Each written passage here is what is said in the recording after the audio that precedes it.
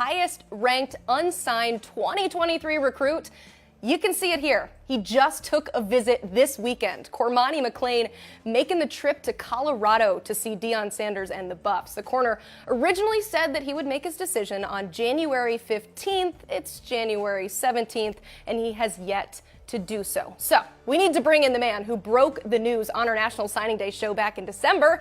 It's our director of recruiting, Steve Wiltfong. And Steve, the news in particular that you broke was that Deion was in touch with Cormani McClain after his mom announced that he would not be signing on December 21st. You've been on top of this from the get-go. So what are you hearing coming out of this latest visit to Boulder this weekend? Well, I think that Colorado continues to impress Cormani McClain and his family. Obviously, getting him out to Boulder this weekend to see it in person for an official visit. But Colorado, they've been going hard for the top-ranked corner in the 24/7 Sports Composite for about a month now. And obviously with Deion Sanders and his pedigree at the position, arguably the best to ever play cornerback. And certainly what he did in rebuilding a Jackson State program and making them nationally relevant. They played nationally televised games, had average attendance of over 50,000 people. I think that that's an exciting thing when you look at a Colorado program that's starving for some success right now. But it's not just about Deion Sanders. I think cornerbacks coach Kevin Mathis has been someone that's made an impression on Cormani and his family. And I think that Coach Kelly, the new defensive coordinator, as well. So Colorado, they have a very experienced coaching staff there, and I think that's made it an enticing option for him. But I still think that you have Miami in the mix. I think that Cormani has interest in Alabama as well. So we'll see what happens leading up to National Signing Day and if the young man puts pen to paper then. It's interesting you said that about the cornerbacks coach. I think we just assumed because Deion played the position in the NFL that that's why all of these guys are drawn to him. And speaking of, I'm starting to get whiffs of the Travis Hunter flip from last cycle. Andrew, I'll ask you this. How do you see similarities with what's happening currently with Cormani McClain?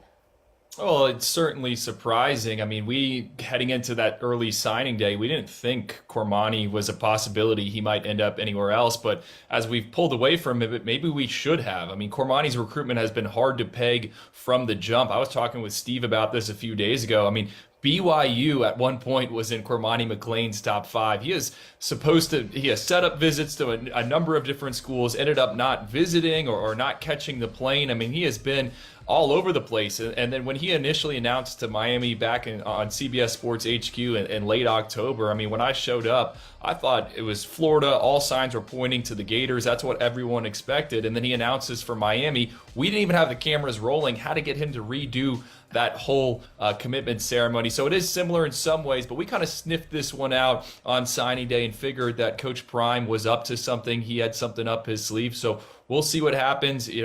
I don't know if there's any other schools outside of those 3 that have been involved, but Cormani still has some visits left to use, and we still got a few days. I mean, he said he was going to announce on Sunday. It's Tuesday night. Still haven't heard any or gotten any white smoke from the Cormani McClain camp.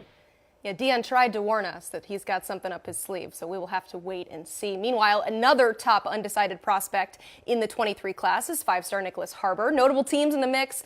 We've talked about them a lot. You got Michigan, South Carolina, Maryland, Oregon. Now, Steve, you reported today that Dan Lanning will be in home with him tonight. So what's the latest with Harbor's recruitment as we get closer and closer to February?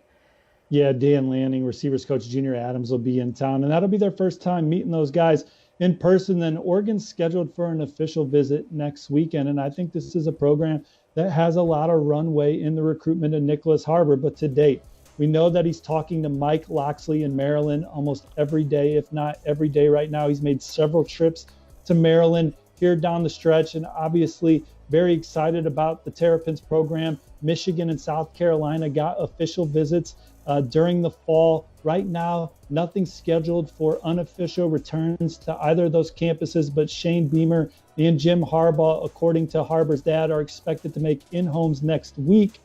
Look, this is a young man that wants to run in the next Olympics. Then he wants to play professional football. Oregon has a track record with players that have been able to do that. And I think that Coach Lanning and Coach Adams are going to come in with a hard sell on that this tonight. And then they're going to get him on campus next weekend. Harbor has run in a track meet in Eugene 2 years ago, but this will be an opportunity for him to get a feel for the facilities and meet the people. And the dad said they want to get a feel for the academic side of things. This is also a young man that has plans of being an orthopedic surgeon after his athletic careers are over. So this is a young man that's got a lot of things going for him right now, and Oregon thinks they have all the answers. We'll see what happens coming out of that official visit next weekend. But Mike Loxley in Maryland taking nothing for granted, hitting him up every single day right now as they try and lock him up on National Signing Day.